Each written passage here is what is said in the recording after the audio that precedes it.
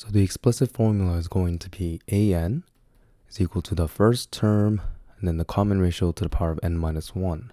So in our case, it will be 100 and then minus 20 to the power of n minus 1.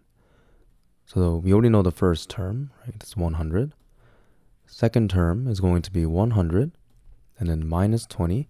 This will be 2 minus 1, so it'll be to the 1. Okay, so that's just minus 2000 here. A3 is going to be 100 times minus 20 to the power of 3 minus 1, so that's 2. Okay, so then that's just going to be 100 times 400, right? That's going to be 40,000. Okay, and then A4 is going to be 100.